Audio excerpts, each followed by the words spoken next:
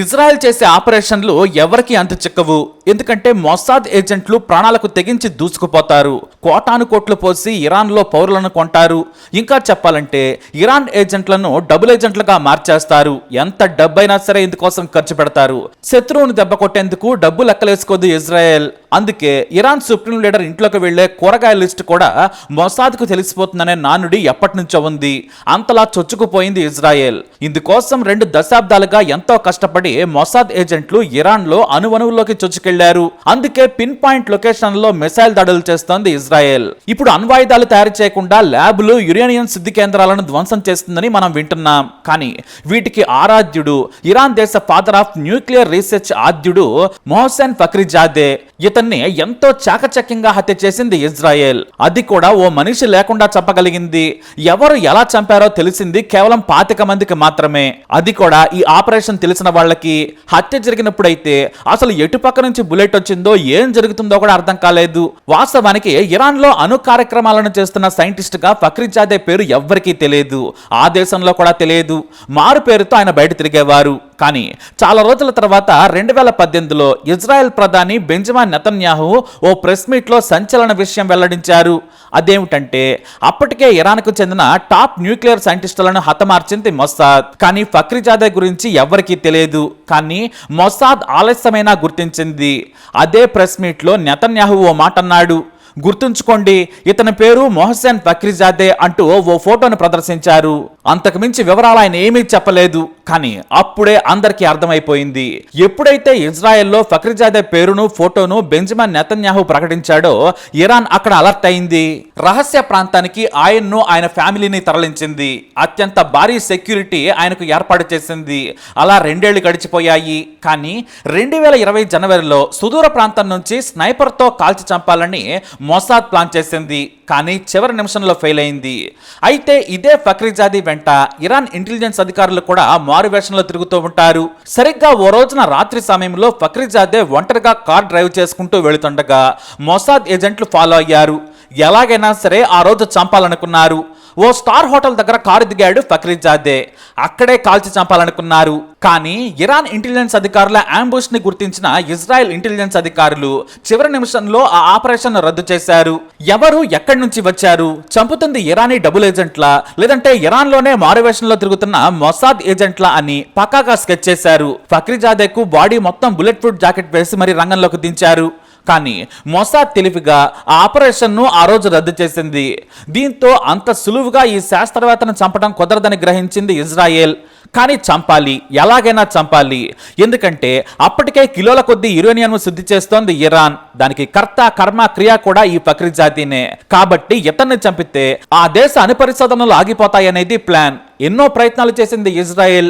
చివరకు 8 నెలల పాటు సుదీర్ఘంగా ఆపరేషన్ చేపట్టింది.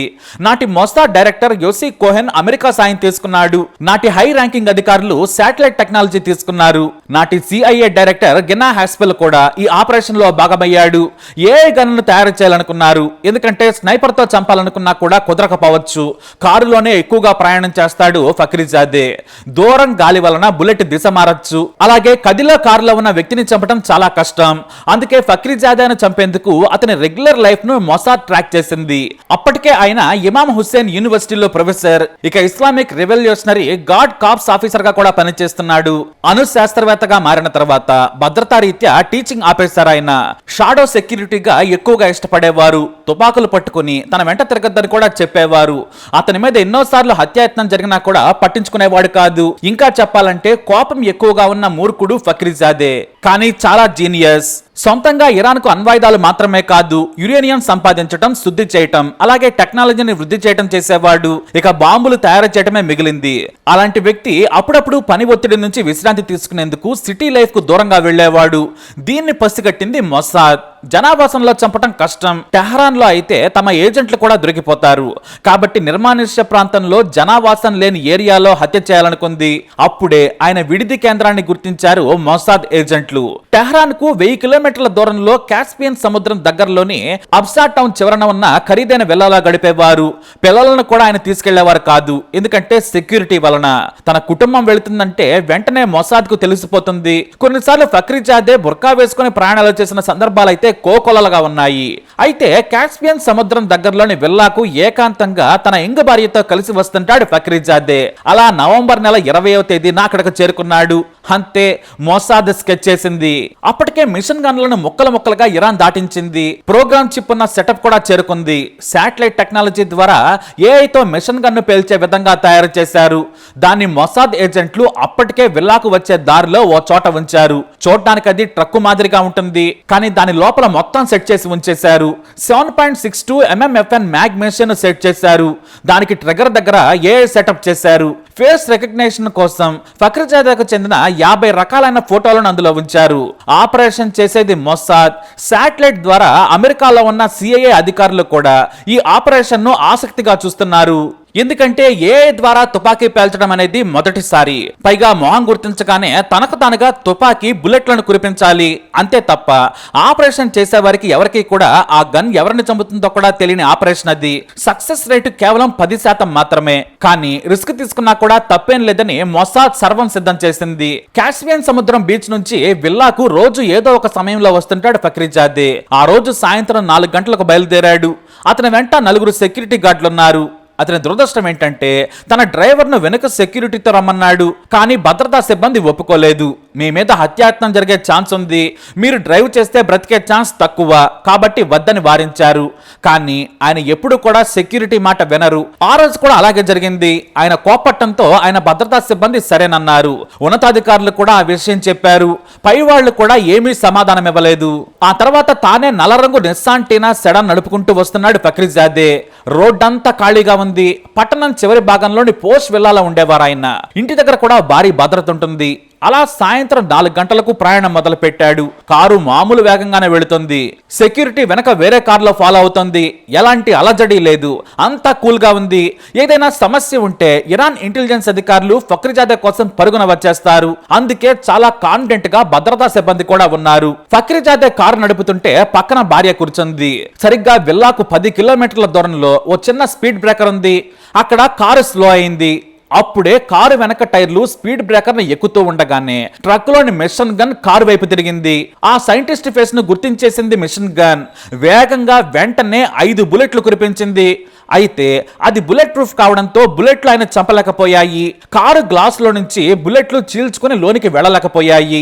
కాకపోతే ఒత్తిడిలోనే ఎక్కువ మిస్టేక్స్ జరుగుతాయి. ఇక్కడ కూడా అదే జరిగింది. భయంతో ఫక్రీజాదే ఆయన కారును పక్క వైపుకు వేగంగా తిప్పేశాడు. ఆయన కారులోనే ఉండుంటే బ్రతికేవాడు. కానీ భద్రతా సిబ్బంది దగ్గరకు వచ్చి వారించే లోపే చుట్టూ చూసి కారు దిగేశాడు. అంతే, ట్రక్కులోని గన్ ఆయన వెనుక భాగం వైపు కూడా తుపాకీ బుల్లెట్లను కురిపించింది. దీంతో ఆయన అక్కడికక్కడే కుప్పకూలిపోయాడు. పక్కనే కూర్చున్న అతని భార్యకు చిన్న గాయం కూడా కాలేదు. ఇక భద్రతా సిబ్బంది అయితే ఎవరు కాల్చారా కూడా గుర్తించలేకపోయారు. స్నైపర్ షాట్స్ కావచ్చని భావించారు. చాలాసేపు కన్ఫ్యూజ్ అయ్యారు. ఏం జరుగుతుందో అర్థం కాక వెంటనే ఉన్నతాధికారులకు సమాచారం ఇచ్చారు. ఇక అప్పటికే కొన ఊపిరితో ఉన్న సైంటిస్టును చేతుల్లోకి తీసుకుంది అతని భార్య. ఆమె చేతిలోనే భర్త మరణించాడు. ఇంతలో పక్కనే ఉన్న ట్రక్ భారీ చప్పుడుతో మొత్తం పేలిపోయింది. అప్పుడు గాని ఇరాన్ అధికారులకు అర్థం కాలేదు. ఇక ఆ కారులో ఎవరైనా మనుషులు ఉన్నారేమో అనుకున్నారు. కానీ అందులో తుపాకీ, కొన్ని కంప్యూటర్ విడిభాగాలు దొరికాయంతే. ఎక్కడో టెల్ అవీవ్లో ఉన్న మొసాద్ అధికారులు ఇరాన్ లో ఉన్న సైంటిస్టును ఏఐ గన్ సాయంతో హతమార్చారు. ఆ హత్య తాలూకు వీడియోని కూడా అమెరికా అధ్యక్షుడు అధికారులు చూడటం విశేషం. ఇప్పటికీ ఆ హత్య తామే చేశామని ఇజ్రాయెల్ ప్రకటించలేదు. కానీ ఇరాన్ మాత్రం ఇందుకు ప్రతీకారం తీర్చుకుంటామని హెచ్చరికలు జారీ చేసింది. ఇలాంటి హై ప్రొఫైల్ మర్డర్ ఇంతవరకు ప్రపంచంలో ఎక్కడా జరగలేదు. చివరకు 2020లో ఇరాన్ టాప్ జనరల్ కాసిం సులేమానీని కూడా ఇజ్రాయెల్ మొసాద్ ఏజెంట్లు ఇచ్చిన పక్కా సమాచారంతోనే డ్రోన్ సాయంతో అమెరికా అతని వాహనాన్ని పేల్చేసింది.